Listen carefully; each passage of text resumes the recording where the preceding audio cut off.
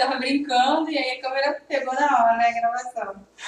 Boa tarde, turma. Meu nome é Roberta Sandinha, sou professora de língua portuguesa e eu vou ajudar vocês, né, a trabalhar com as questões da UERJ, né, da área de linguagens. E por hora nós vamos mesclar entre interpretação, um pouquinho também da redação, né, que eu acabo falando de tipologia textual, e também a gramática, obviamente. Então, são esses três desdobramentos dentro da área de linguagens, tá bom?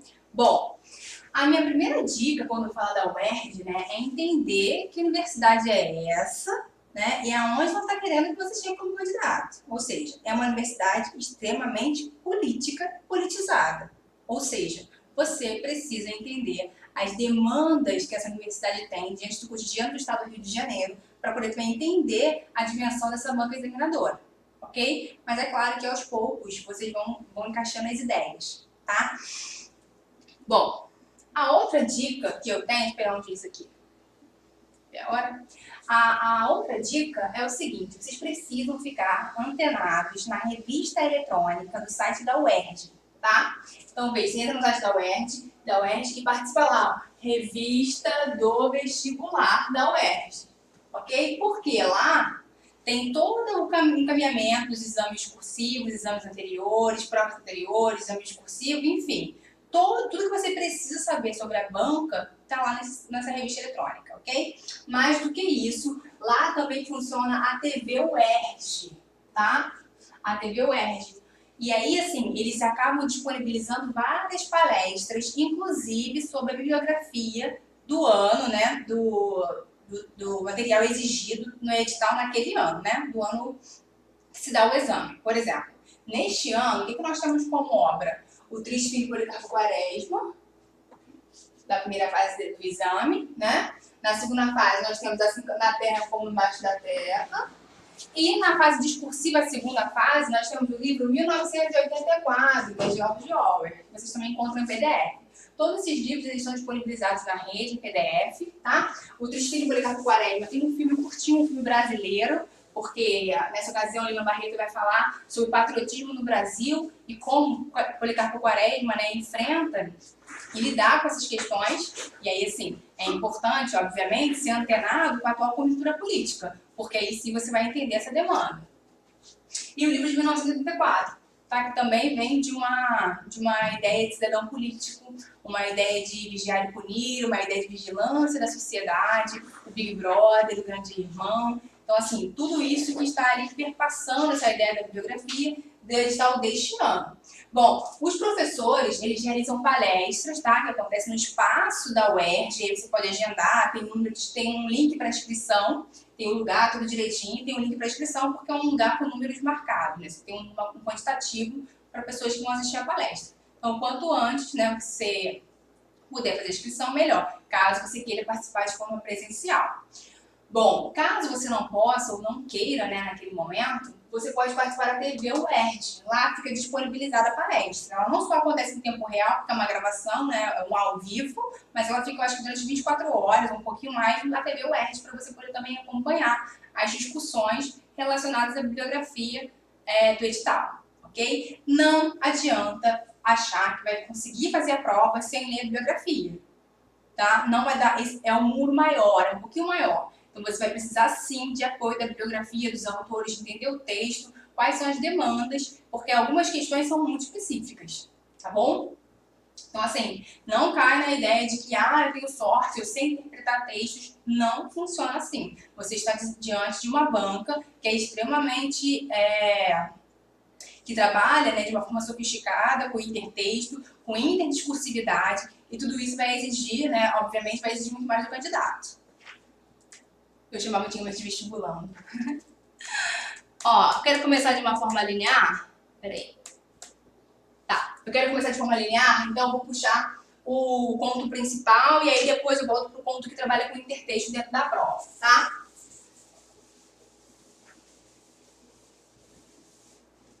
Então, o que eu tenho aqui?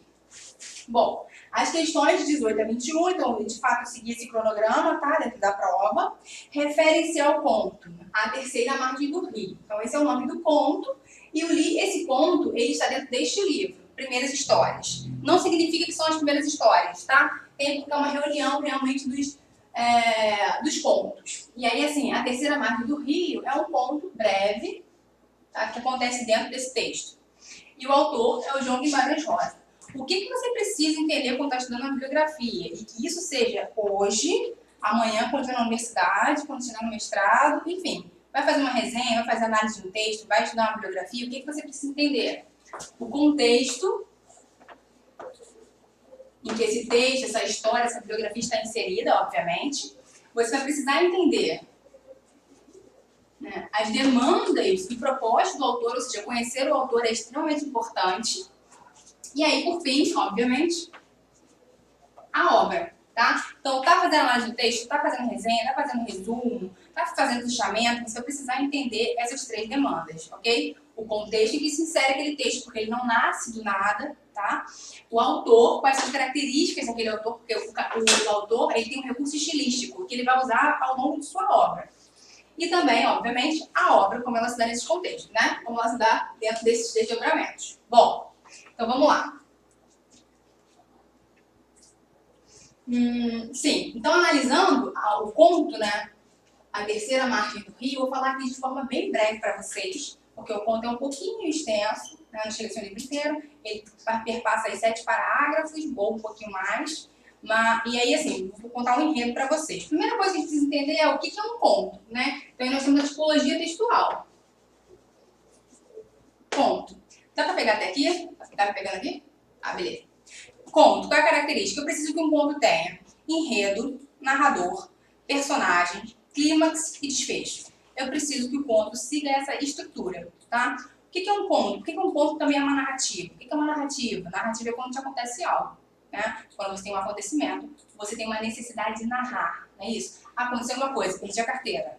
Você chega em qualquer lugar e conta isso. É um acontecimento. Então, toda vez que tem um acontecimento, toda vez que você tem algum fato, né, do cotidiano que te tira ali um pouquinho do eixo, você tem necessidade de narrar. E o conto nasce disso também. Você tem um conto porque você tem uma necessidade de narrar algum acontecimento. Bom, então neste caso, voltando, né, para a história da terceira margem do rio, e entendendo também o Guimarães Rosa, que é o autor do conto, qual é a ideia de Guimarães neste momento? A ideia de Guimarães é questionar a existência. Então, como que se dá esse conto? Tem uma família, né? E um belo dia o pai dessa família, o gestor, digamos assim, ele decide pegar um barco, criar uma canoa e atravessar o rio. Mas não atravessar o rio de uma margem a outra. Ele deseja seguir o percurso do rio. Então, nós temos as margens e aí nós temos a terceira margem a que ele se refere, que é justamente esse caminho que é instável. Então, ele deseja, com sua canoa, né, entendendo a metáfora desse conto, ter uma estabilidade num lugar instável. Tchau, professora Dayane. E aí é o seguinte, voltando, né? Então é essa ideia de provocar a existência. O que acontece? Dentro dessa família, o conto, ele não dá nome aos personagens, mas ele dá o quê? Um grau de parentesco. Então eu tenho o filho, a irmã, né? O pai e a mãe, o filho e a irmã. Ok. O pai decide ir embora e aí coloca em voga, né, toda aquela família. A mãe logo aceita, a irmã, em parágrafos depois, tem um casamento, mas o filho fica preso afetivamente àquele pai, atrelado àquela ideia, né, da morte, da saída do pai. E aí ele passa muito tempo pensando sobre isso. Um belo dia o filho decide trocar de lugar com o pai, e ele acena para o pai, e quando o pai decide trocar de lugar com ele, ele foge. Ou seja, ele não quer trocar, ele não quer participar do lugar do outro, certo? Porque a morte também, para Guimarães Rosa, é algo que é solitário, é algo que é só seu. O luto é só seu. Então, naquele caso, quando o filho propõe a troca e foge depois, significa a ruptura do afeto, a ruptura de que ele não pode seguir o caminho do outro. Então, é essa a ideia que Guimarães vai traçando ao longo do conto. Bom, é claro que tem uma morte aí, que é a morte do pai, isso fica claro no último parágrafo, né? Porque ele só tem o rio. E a ideia, né, principal dessa metáfora é: em que medida você é capaz de se colocar instável, em desequilíbrio e seguir dentro dessa margem? Como se dá a sua existência nesse sentido? Ainda que esteja um barco, você precisa sim seguir a terceira margem. Essa é a proposta de Guimarães, né? Bom, então é basicamente a história aí do conto, né, o enredo do conto que eu tracei aqui para vocês, mas eu espero que vocês possam ter a oportunidade de ler. E aí é o seguinte, tratando de Guimarães Rosa, qual é a principal característica dele? neologismo. O que é neologismo? O neologismo é uma figura de linguagem que consiste em nomes novos, né, ou novos nomes, assim. É nessa relação mesmo que acontece. Você tira determinadas palavras de determinado campo e cria-se um outro campo semântico. Por exemplo, o teclado do seu computador tem a palavra delete, não é isso? Que significa apagar. E aí, por hora, as pessoas começaram a utilizar. Vou deletar você. Deleta isso, tá? Isso é um neologismo. À medida também, não só que eu crio novas palavras, mas que eu tiro palavras de determinado contexto e começo a inserir em outro. Que é exatamente o que ele faz, tá? Ele começa a criar encadeamento de palavras para poder demandar de um outro campo semântico. Ele tem um que é o seir, que ainda tem uma questão aqui que ele trabalha muito no texto dele, né? É a ideia de ir e vir, enfim. Ele tem um também, que ele fala muito sobre o sertão, né? Ele é sertanejo também. Que ele fala enxadachim. O que é enxadachim? Ele vai pegar aí espadachim, que é uma harmonia medieval, né? E vai trabalhar com a enxada, que é o instrumento do sertanejo. E aí, de forma com que ele transforme isso, esse personagem, numa figura mítica, né? Uma figura heróica. Deixa eu pegar aqui.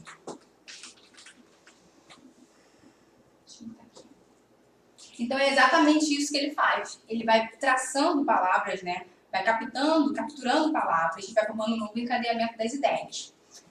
Alguns autores, né, trabalham com a ideia, sei lá, espaço-tempo. Só para vocês terem uma ideia de como se dá essa sequência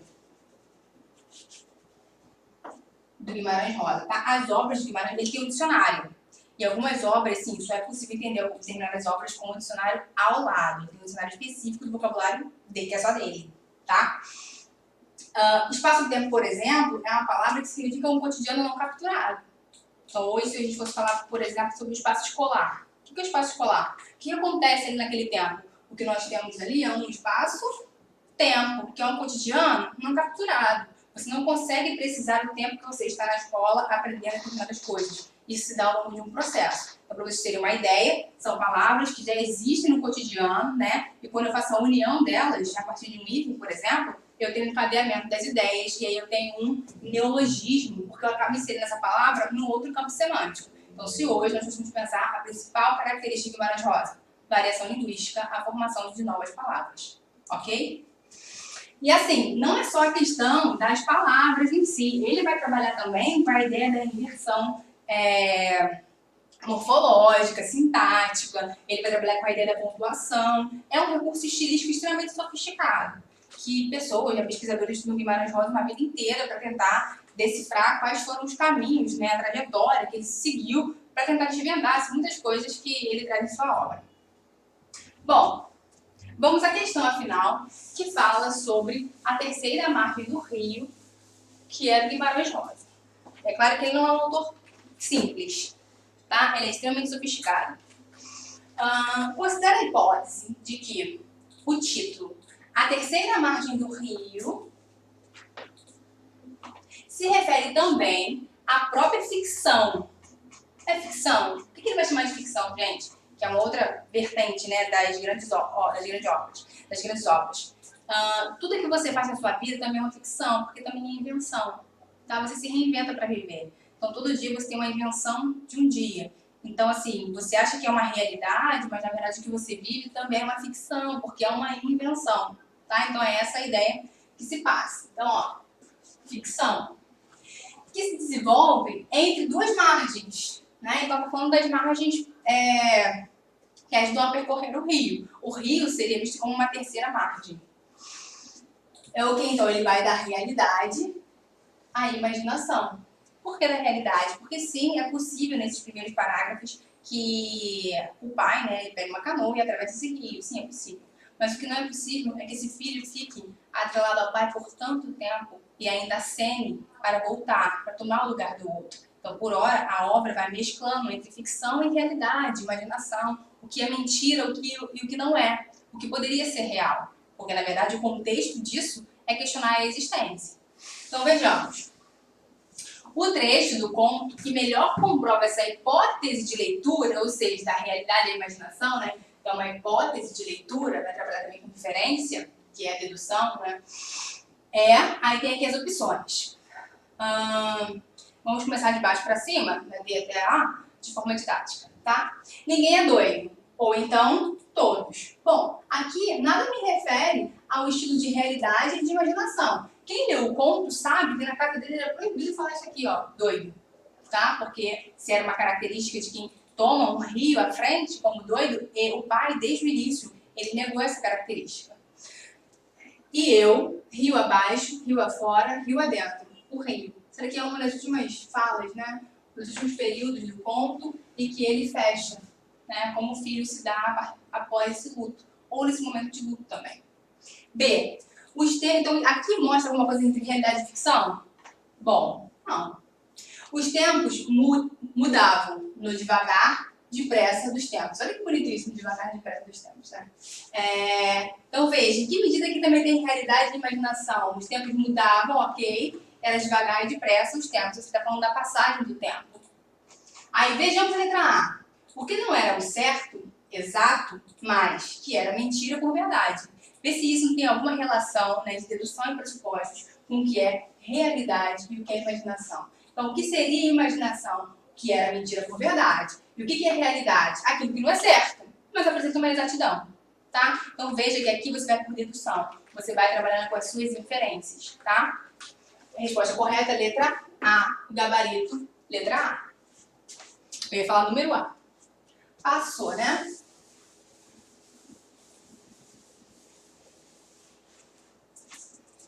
Bom, continuando aqui, ó.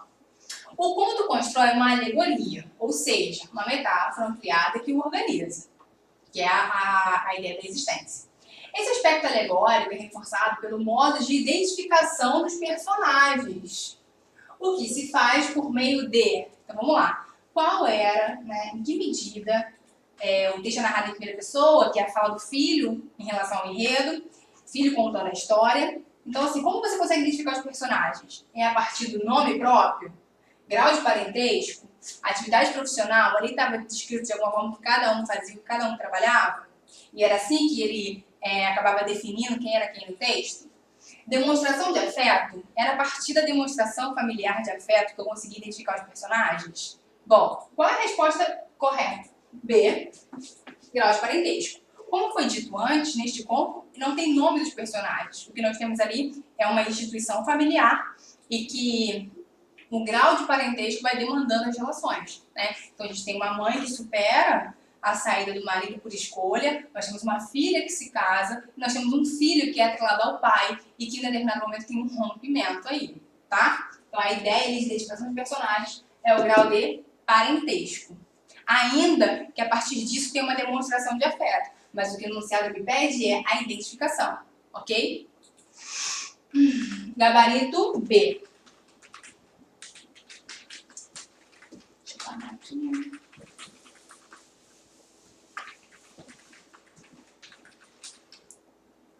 Bom, Guimarães Rosa afirmou em uma entrevista que somente renovando a língua, ó, característica também de suas obras, obviamente, assim como o neologismo, né? Que somente renovando a língua é que se pode renovar o mundo. Ó, posso usar isso até nos meus textos. Visando a essa renovação, recorria a neologismo, né, como ele fazia isso, mas também, ó, inversões pouco usuais de termos. Então aqui, quando ele fala das inversões pouco usuais, ele está falando de morfologia, tá? Ele não está falando só de sujeito, verbo, predicado, ele está falando da ordem direta na análise sintática. É claro que ele trabalha também muito com a ordem indireta, mas aqui, precisamente, ele está falando de uma inversão morfológica, que é extremamente elaborado, tá? Exige um grau de conhecimento alto para se fazer isso, até porque você vai demorar de um outro sentido. Bom, então vejamos. Explorando novos sentidos para os seus textos, é onde a gente começa a entender o campo semântico de tudo isso. Então veja, um exemplo dessas inversões encontra-se em... O que eu tenho ali, ó? A. Nossa mãe era quem regia. Bom, quem é que rege alguma coisa? Nossa mãe. Aqui tá dando ordem direta, né? Tem verbo. Ok. A mãe regia alguma coisa. Possivelmente regia ali a família. Ok. Não tenho nenhuma variação aí, nenhuma inversão que me possibilite pensar outras formas. Agora veja, nossa mãe muito não se demonstrava. Nossa mãe muito não se demonstrava. Esse muito dá uma ideia de intensidade. Ela não se mostrava muito. Ela não se demonstrava muito, né? Não é aquela pessoa que aparecia sempre. Ok. Esse muito é um advérbio. Ele traz a ideia de intensidade. Porém, o que tá botando aqui no meu olho, Luiz? Tá bom ficar aqui? Tranquilo, tá. O que eu tenho nesse muito? Esse muito, ele é um advérbio. Ok? Ele dá a ideia de intensidade. Só que o que nós sabemos diante da morfologia? Advérbio só pode acompanhar verbo, adjetivo e o próprio quê? Advérbio. Então veja, neste caso, nossa mãe muito não se mostrava. Ela muito não, ou ela não o quê? Se mostrava. Está ligada a quem? A mãe. Era a mãe que não se mostrava muito. Ok. Nisto, o advérbio está ligado a um substantivo. Nós sabemos que advérbio não pode complementar substantivo. Então, houve uma inversão dos termos. Mas isso é considerado um erro? É considerado uma linguagem, é uma licença poética? Sim. Neste caso, o que ele quis trazer é o seguinte: ela era tímida, ela não se demonstrava, ela não se colocava em nenhum momento. E isso era de forma o quê? Demasiada. Isso era de forma o quê? Exagerada. Então, ele traz a inversão dos termos para proporcionar outro campo semântico. Ok? Então, veja, aqui o advérbio acompanha um substantivo de forma equivocada. Logo, você pode pensar isso no outro campo, né? Nossa mãe, muito, não se demonstrava. Ela não se demonstrava muito. Ok? Então, veja, onde é que acontece a inversão aí dos termos e traz uma outra resposta, uma outra proposta? Na opção B, tá? Letra B é o gabarito. C, nossa mãe terminou o hino também de uma vez. Ok, terminou o hino também de uma vez só, né? De uma única vez. Nossa mãe, vergonhosa, se portou com muita cordura. Sim, característica da mãe, vergonhosa. E o comportamento dela? E como ela se portou? Com muita gordura. Tudo característica da mãe. Tá bom? Então, veja, aqui se estabelece, letra B, o gabarito, a inversão, né, pouco usual do seu termo. Ele não faz isso de forma despropositada. Ele faz isso com propósito.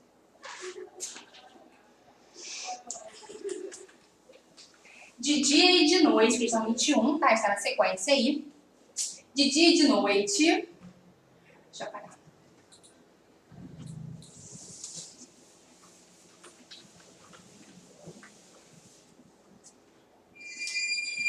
De dia e de noite, com o sol ou aguaceiros, calor, sereno e nas friagens terríveis de meio do ano, sem arrumo, só com o chapéu velho na cabeça, por todas as semanas e meses e os anos, sem fazer conta do seir do viver. Veja, seir do viver. O que significa esse seir do viver? Vejamos. A expressão sublinhada é um exemplo das recriações linguísticas do autor. Seu sentido, com base no trecho citado, pode ser definido como: quando ele diz assim, ó, se e, significa que ele ainda vai, que ele está o quê? Nesse momento de transição. Lembrando que a palavra-chave do Guimarães Rosa é travessia, tá? Ele trabalha sempre com a ideia de travessia. Então, veja, esse ser, né? O ser é condicional, seguido por um verbo que também indica saída, também indica mudança. Então, veja, você começa a pensar sobre isso. Essa é a proposta, tá? Que você pense a partir dessas partículas formadoras. Então, veja, indicação da natureza, esse ser do viver, é o verbo ir com uma ideia condicional. Indicação da natureza? Não, né? Não tem nada que mencione tal coisa. Passagem do tempo? Então, veja, realmente ele fala de ir, ele fala de mudança, ele fala de mudar, do viver, e ainda assim tem uma conjunção aqui condicional, que é a ideia de hipótese, né? Que é a ideia dessa transformação, dessa trajetória, dessa ideia da travessia. Então, veja, sim, ele se refere à passagem do tempo, sem fazer conta do ser e do viver. Ele não tinha conta na travessia desse rio, ele não tinha como mensurar como estava se passando a vida, tá? Ele não tinha como precisar isso. Nossa, me lembrei agora de Fernando Pessoa, navegar é preciso. Mas, enfim, é um outro assunto. E C, presença de esperança. Ser ir do viver significa esperança em alguma coisa? Não, fora de propósito. Necessidade de cuidados? Em nenhum momento se foi citado, tá? Então, veja, por mais que a professora não tenha sensibilidade para pensar assim, eu não sei pensar assim, eu não sei ler Guimarães Rosa, não consigo entender. Bom, se você pegasse aqui só a ideia de ir, ainda tirando a conjunção condicional, a ideia de ir já significa o quê? Passagem de tempo, tá? À medida que você vai a algum lugar, à medida que você se desloca, à medida que há locomoção, o que você tem ali? Passagem do tempo. Então você também não precisa, né, ter leituras e releituras de Guimarães Rosa, ser especialista, ficar um ano nas suas obras para poder pensar em cima de uma questão. Obviamente você precisa conhecer o conto, né, sugerido no edital, orientado pelo edital. Mas é o mínimo mesmo de atenção, de cuidado com a questão. E uma coisa que eu sempre venho alertando, vocês precisam se demorar nas questões. É isso mesmo, demorar nas questões, tá? Ficar ali um tempo, ó, maturando. Parece sacar, é chato, é um saco. Porque por vezes parece que os alunos fazem simulados, provas e questões, como se quisesse se livrar das provas. E isso não é interessante, nem para vocês, nem para nós professores. Então, a ideia é demandar de um tempo. Fica ali, ó, as palavras ficam de molho. Fica ali, ó, de um tempo maturando. Uma questão pode levar você pro topo. Tá bom? Aí, gabarito aqui, então, é B. Ok? Questão 22. Bom, agora sim, nós vamos retomar a ideia ainda de trabalhar com esse autor, Guimarães Rosa. E agora, na obra, o conto O Espelho. Tá? Então, de alguma forma, eu vou contar um enredo um pouquinho desse conto, O Espelho, assim como eu fiz com a Terceira Margem do Rio, porque no ano de 2018, essas questões elas são do ano de 2018, tá? O autor da primeira fase foi o Guimarães Rosa. Bom, vejamos. Vem comigo. Aqui, ainda no mesmo livro, tá? Que é o livro Primeiras Histórias, o conto que a gente vai trabalhar agora é o espelho. Qual é a ideia do conto O Espelho? A ideia é você refletir uma imagem, não é isso que o espelho faz? Se nós fôssemos pensar assim, de uma forma bem sintética, bem objetiva, qual é a função do espelho? Refletir, tá? Refletir a sua imagem. Então veja como esse autor ele vai trabalhar nessa metáfora. E a proposta dele é reflexão. Como é que você faz para refletir? Está percebendo a metáfora do espelho, da reprodução da imagem, da reflexão, tá? Então é essa a ideia que ele vem trazendo. Bom, mais do que isso, ele está fazendo uma identificação. Ou seja, toda vez que você olha no espelho, qual é o seu processo de identificação? A ideia é o reconhecimento. No entanto, o que ele vai trabalhar? Ele vai trabalhar que você só vai se reconhecer naquele espelho a partir das suas experiências, da sua identidade, da construção da sua identidade. Então, se você não tem representatividade, se você não se reconhece em outros espaços, se você não se reconhece quando olha o outro, você possivelmente está invisível no espelho. A sua imagem está se desfigurando, diríamos assim. Então, o que nós temos é a ideia de uma desconstrução da imagem. Você pode olhar e não se identificar. Lembra, assim, acho que no ano 2018, tinha uma discussão enorme sobre representatividade, ou seja, à medida que você não se reconhece nos espaços públicos, é como se você não existisse. Você precisa sim se reconhecer nos espaços públicos para poder, de alguma forma, olhar para si, tá? Essa é a ideia. Então, eu só consigo ter noção da minha identificação quando eu começo a perceber o outro, quando eu começo a olhar o outro a partir de mim. Bom, então é uma autoavaliação. Beleza. O que nós temos, então? Questão 22. Se quer seguir-me, narro-lhe, né? Narro a você. Ok. Não é uma aventura, mas experiência. Então, veja, você só vai construir a sua imagem quando você começa a ter experiência. Mas o conceito de experiência, ele não pode ser algo do cotidiano, algo comum. O conceito de experiência que se pensa é algo que te tira da normalidade. É algo que, de alguma forma, puxa o seu tapete. Então, assim, hoje saí de casa, trabalhei, né?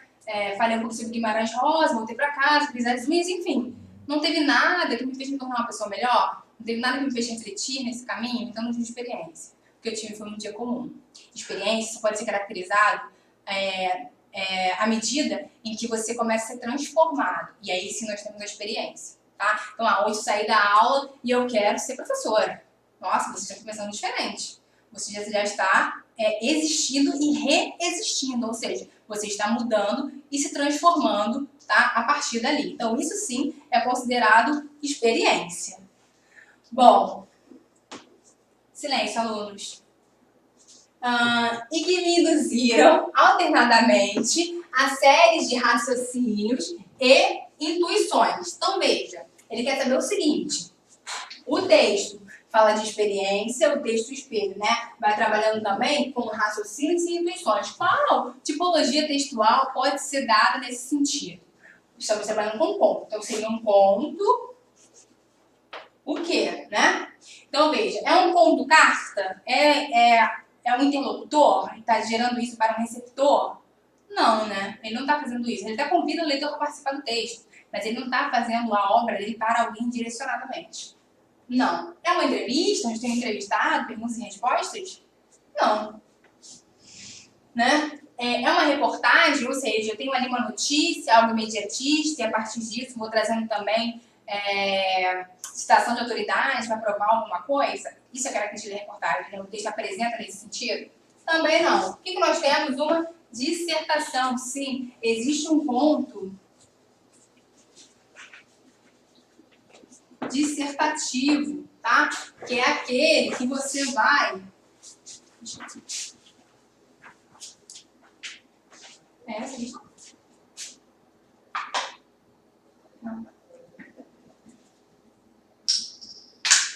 Sim, é um conto dissertativo, que por hora ele vai contar as experiências, né? É um conto, e aí tem que ter enredo, personagens, uma narrativa, um desclímax, um desfecho, sim, faz parte de um conto, e mais do que isso, ele vai alternando o quê? Em raciocínios e intuições, ele vai trabalhando ali com as próprias experiências dentro do texto, e vai trazendo isso também para o seu leitor. Então essa é a ideia de um conto dissertativo. Então é um gênero que é traçado por uma tipologia textual que tem como principal característica textos do cotidiano.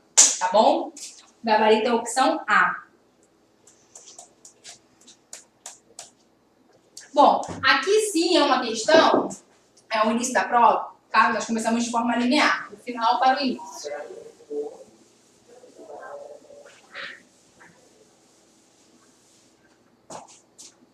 Então, veja. Aqui sim, nesta imagem, a gente pode perceber, de fato, a metáfora do conto do espelho. É um jovem que se olha no espelho e não percebe a própria imagem. Aí ele fala, né? Espelho, espelho meu, existe alguém mais invisível do que eu? Bom, é a não identificação, é a não construção da existência, né? Ele não está existindo, nem reexistindo. O que ele percebe ali é uma não constatação. Diante disso, aí nós temos a pergunta aqui. Deixa eu botar aqui.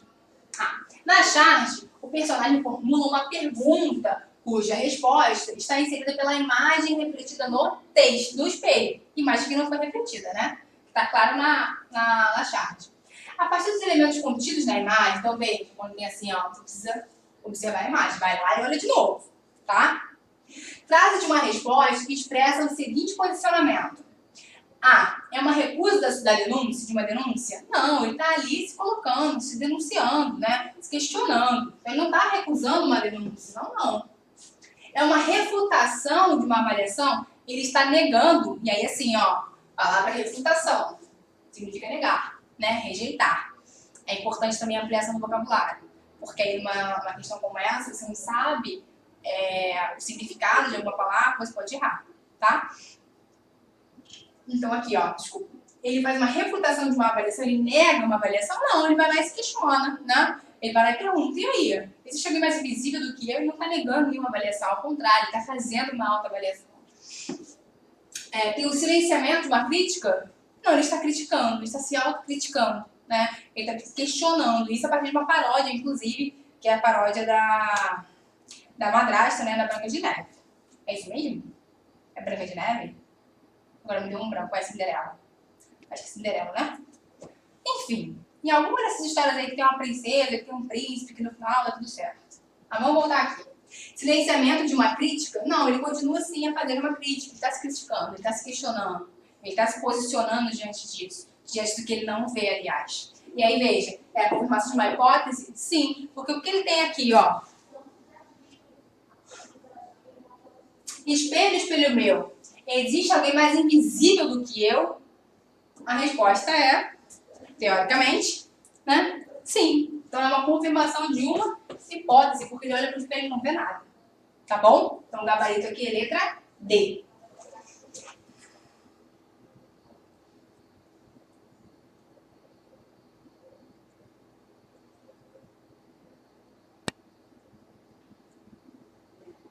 Veja, aqui nós temos. É que o rosto...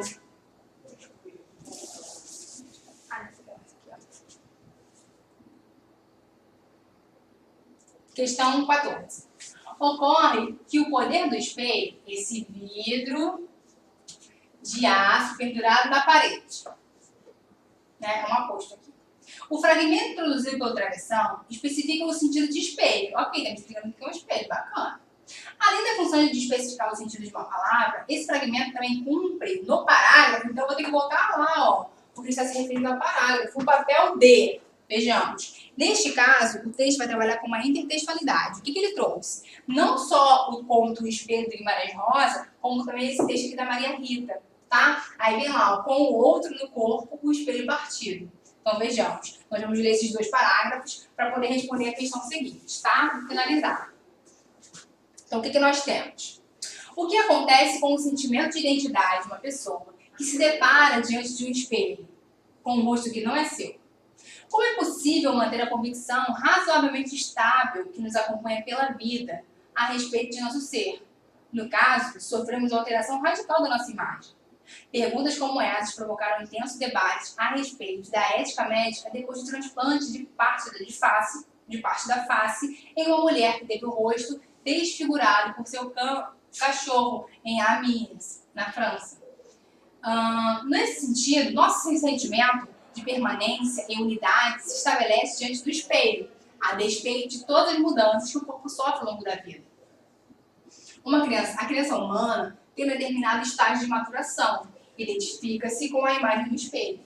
Nesse caso, um transplante, ainda que parcial, que altera tanto os traços fenotípicos quanto as marcas da história de vida inscritas na face, destruiria para sempre o sentimento de identidade do transplantado? Talvez não. Ocorre que o poder do espelho, né, aí tem aqui, ó, bem particular da questão, ó, esse de vidro e aço pendurado na parede, não é tão absoluto. O espelho que importa para o humano é o olhar do outro humano. A cultura contemporânea do narcisismo, ao remeter as pessoas, a busca continuamente o testemunho do espelho. Não considere que o espelho do humano é, antes de mais nada, o olhar do semelhante. Então, veja, você só vai acontecer, você só vai existir a partir do olhar do outro. Então, o tema aqui em questão também é a alteridade.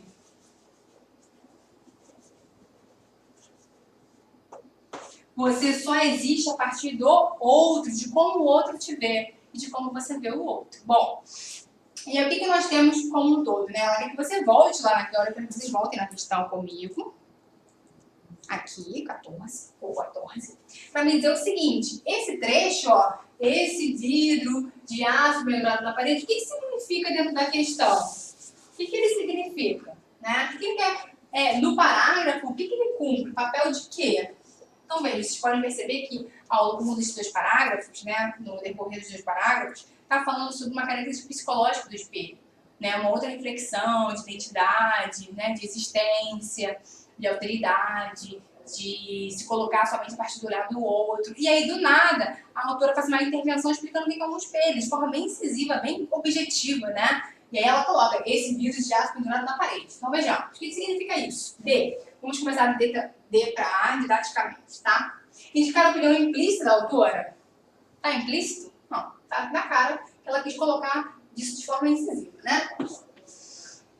E não é uma opinião, é um fato, né? Esse vidro de aço pendurado na parede. Contradizer a antiga expectativa do leitor? Qual é a nossa antiga expectativa? Ela está se contradizendo ou ela está só explicando o que significa o espelho? Limitar os atuais do discurso da ciência, então ela quer limitar os usos atuais do discurso? É isso que ela quer fazer? Ela quer limitar o sentido de espelho? Não.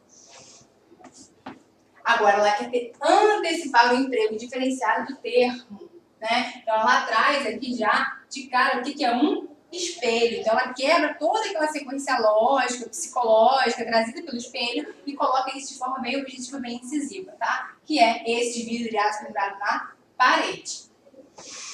Bom. Tá. E a última questão aqui, ó. Vamos trabalhar.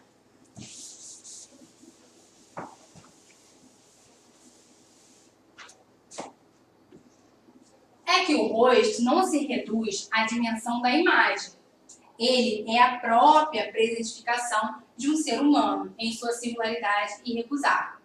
Em relação à declaração feita, antes dos dois pontos, o trecho sublinhado possui valor D. Nós sabemos que o aposto, ó, ele é seguido por 2 pontos. Mas o aposto, né, nós temos aposto enumerativo, distributivo, explicativo. E aí ele quer saber o seguinte, né? Qual é o valor desse trecho sublinhado? Ou seja, é que o rosto não se reduz à dimensão da imagem.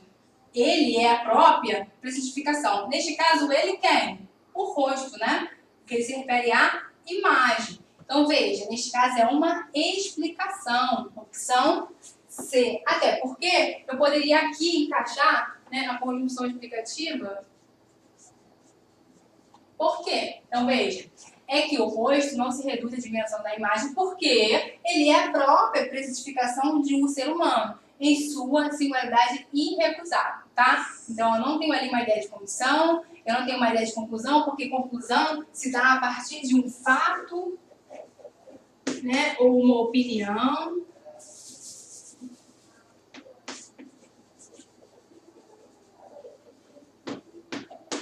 Então, ali eu não tenho isso, e ainda assim eu não tenho também uma comparação. O que eu tenho, de fato, é uma explicação. Prova disso é a inserção da conjunção explicativa e que não muda, não altera o sentido. Ok? Então é isso. Eu espero ter ajudado, tá? Quero receber os questionamentos, quero receber as dúvidas aí no portal, enfim.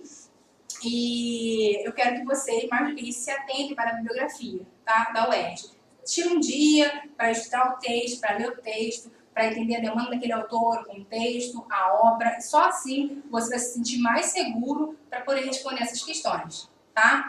Então fica aí a minha dica. Um abraço, estou com saudade de vocês.